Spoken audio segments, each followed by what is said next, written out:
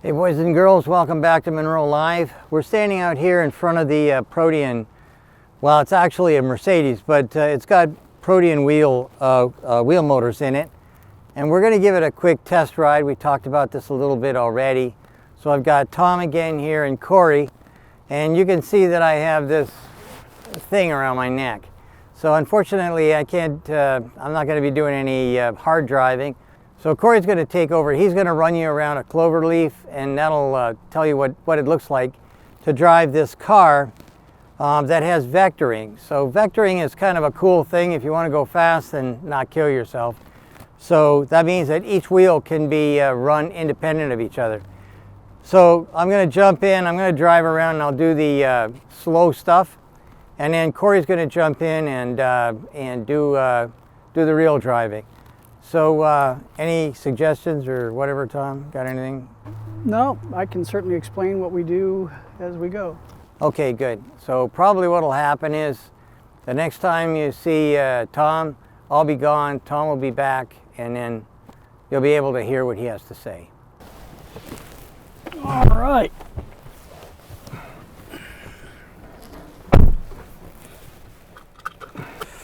Okay, well, we're gonna do something I normally don't do. We're going to be taking a nice slow ride around around the world here. As soon as I figure out where I am. There's a park button. We'll push that, and then we'll put it in reverse for you. Okay, good. So anyway, let's see if we can get this moving a bit. And this is why I'm not going to be doing any fast driving. I can't turn my head.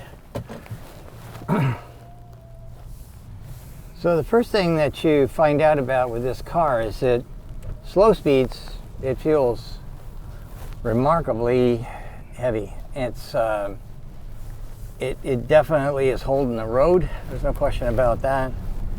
And if you do press on it, that's not good for my neck. But anyway, I get you up to 80 miles an hour in about a second or two. So the speed on this thing is magnificent. I have no problems with how quickly this thing can get off the line. So we've had this car for a while, but I don't know, we just didn't take it out. Well, I know why. We couldn't get a license for it or insurance either. So that's all behind us now.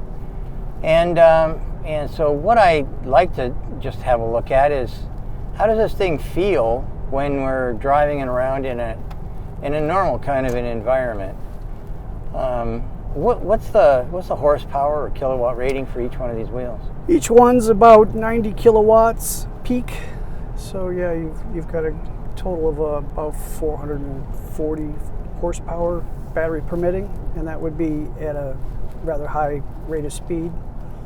Well, we're not going to be going too fast, so we'll just It's 1,500 newton meters of torque per wheel, and that you will get at the low speeds. Of torque. So this isn't quite as quick as the Plaid, but I must say that it does haul really quickly. It rides pretty nice. Everybody wants to know about the unsprung mass. Yes, and that's what the big question is. What about unsprung mass? Well, it doesn't seem to be an issue. Again, we've had a lot of people come over and we've driven them or let them drive it around. Executives with different OEMs and investors and things like that. They all seem to be kind of curious about the old wives' tales that are associated with having wheel motors. So one of the things about wheel motors is, oh, you don't understand gyroscopic effect, and you don't understand unsprung load. This is going to be a real nightmare and blah, blah. Well, actually, we have found nothing like that. And when Cory gets in and starts taking us around the block for a while, you'll get the opportunity to see that really and truly there's no truth to any of those ugly rumors. Let's see if we can go for a quick trip around some of these roads here that aren't quite as well paved. So the unsprung mass is really about the balance of sprung mass to unsprung mass, the ratio, if you will. Yeah. So you don't want too much unsprung mass if you don't have a heavy enough vehicle to support it. And this vehicle is a good example. It's pretty right-sized for the amount of unsprung mass it has. So anyway, this road's plenty bumpy, and we've been using this as our test.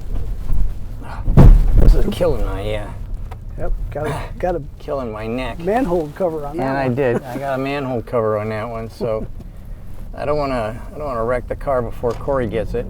But anyways, it rides beautifully. It accelerates like a little bit of a rocket ship. So I'm pretty happy that that we have gotten a chance to look at some of this stuff. I can also tell you that these types of wheel motors will probably be the power generation source for a lot of VTOLs. And what's nice about this is this will save you a few kilograms if you decide to, if someone was deciding to use this as a VTOL, to lift the VTOL up, and anytime you can save a few ounces, it's a good idea. Actually, at Boeing, when we were at Boeing and McDonnell Douglas, it was anytime you can pull a pound, so half a kilo, out of the aircraft, they could justify $600 in additional cost, because that's kind of the ratio that they had, $600 per pound. In some cases, a little bit higher. Like near the nose of the aircraft, they really don't need to remove any weight. But at the rear of the aircraft, they pay even more than $600 a pound. So this this type of thing where we can use the wheel motors for a VTOL, and then also get rid of the weight sometimes that's associated with the inverter. Like I was just at a VTOL place today, and sure enough, when we did the little math thing, we could get about 20 kilograms out of the weight of their vehicle by using this type of wheel motor versus another. So in the right situation, this is the right solution. Anyway, like I said, I'm not going to be driving this too quickly. A couple of jackrabbits is fine with me, but I definitely can't see me doing the clover leaf. I can barely get my head moved far enough to see what's going on here. So here we go.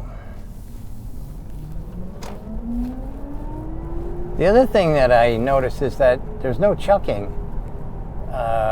It doesn't chuck because there's no gear trains here that it has to go through. So that's another thing you lose. There's no gearbox, or if you want to call it a transmission, it really isn't, but there's no transmission in this car, so it makes it even easier and better to drive around in. So I'm just going to pull into the driveway because right now I have sore neck. I should have got that. Maybe I should have taken the speed one versus the bumpy road one. So anyway, there's Cory. I'll let him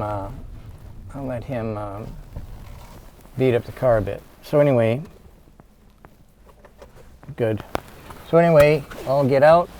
Cory can get in, and you can stay there, and we'll all have fun.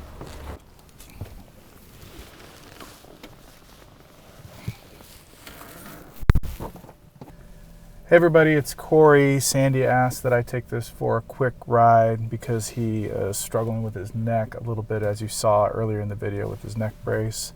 I'm here with Tom, recently hired at Munro and Associates, our Director of Electrification. Is that right? That's correct. I don't know if Sandy's ever given you a true introduction, but you have quite a nice career. All things motors, batteries, EVs in general, the past decade?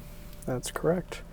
And most recently with Protean Electric, so I'm intimately familiar with this car. So, yeah. Perfect.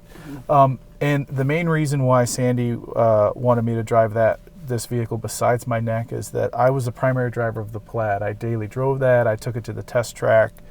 So I'm going to give my feedback to how this thing drives and feels, and we'll go from there. So I'm about ready to put it in reverse, and then let's get going.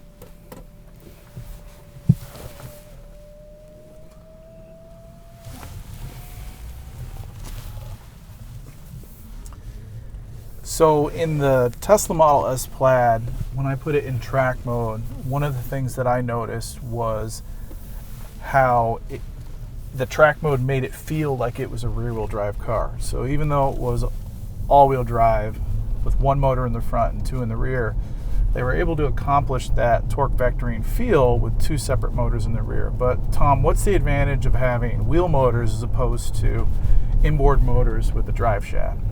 Well, that's a very good question. Mainly the differences in the gearing.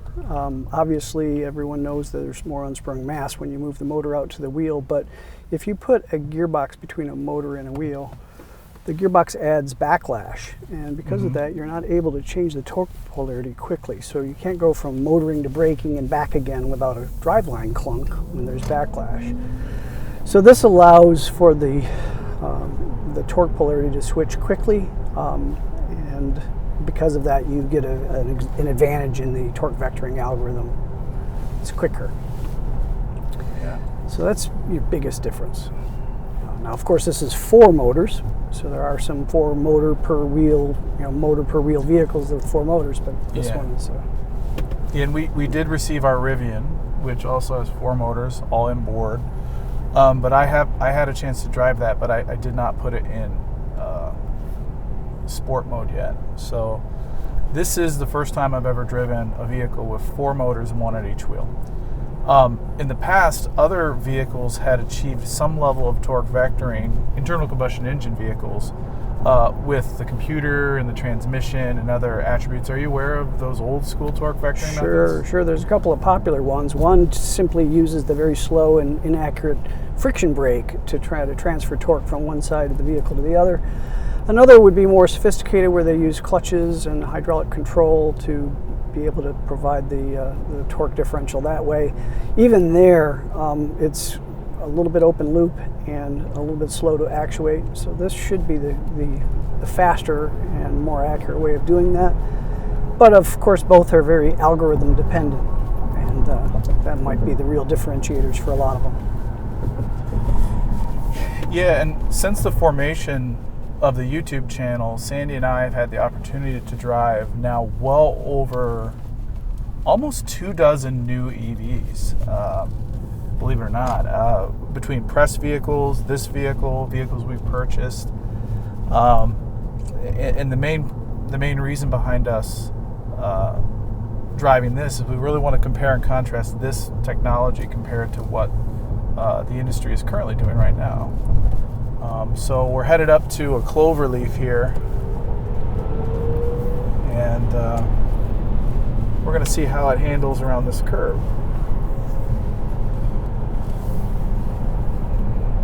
So torque vectoring is active right now. That's correct. Is that correct? It is in the singular tuned mode, if you will, a set of compromises that were all agreed to. Certainly the algorithm's all tunable and they have a way of adjusting it, but ours is fixed.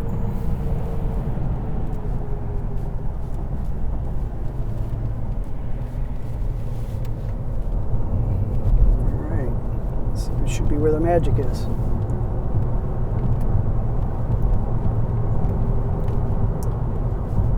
So this first of 4, I'm just kind of feeling it out.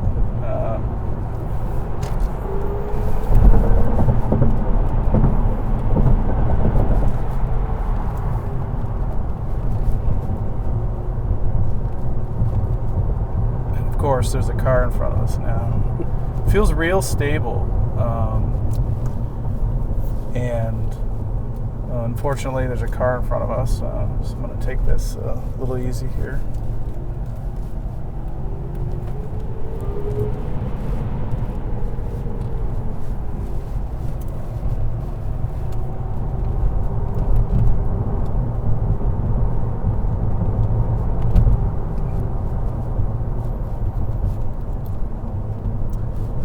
we are driving with nice Michelin Pilot Sports, is that correct? I believe those are the tires on the car.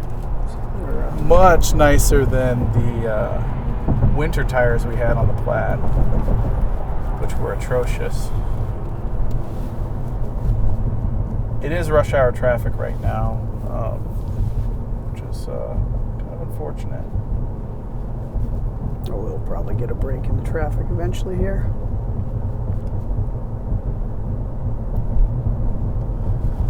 So what I noticed is a real confident feel. I haven't even pushed it hard enough to get the tires to even chirp at all.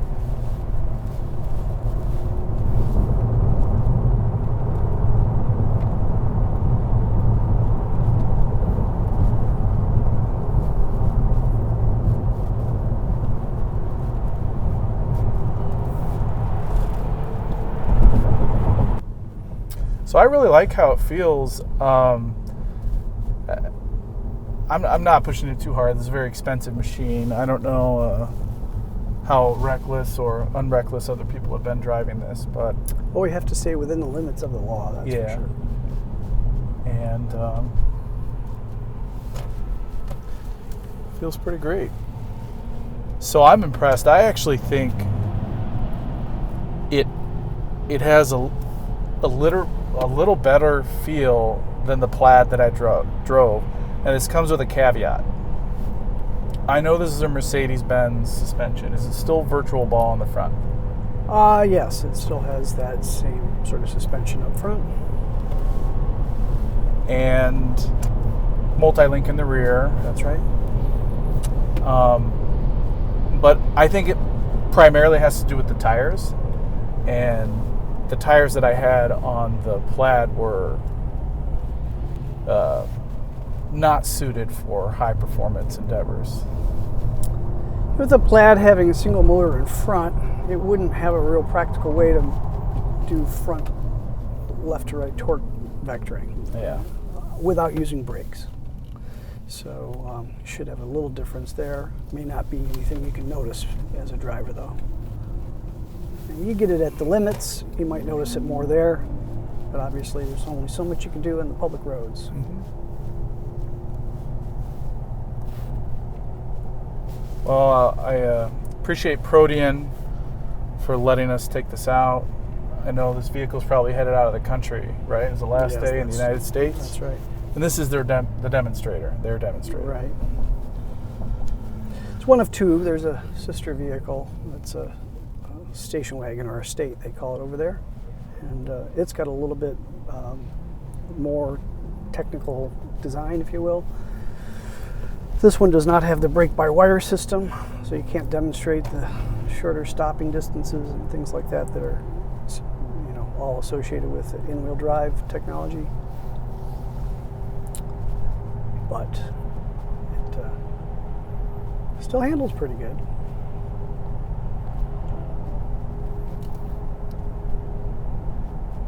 And what's the range on this? I know. Yeah. We may not keep this in the With video, the right foot that most people who drive this car have, I would hazard a guess at about 100 miles, but again, you know, your mileage may vary. This, you know, the battery, as mentioned in the previous video, was really more about making sure the motors didn't have their power restricted, and they managed to achieve that. At the sacrifice of a little energy, perhaps. And then again, with a retrofit, there's only so much you can do to package battery in there.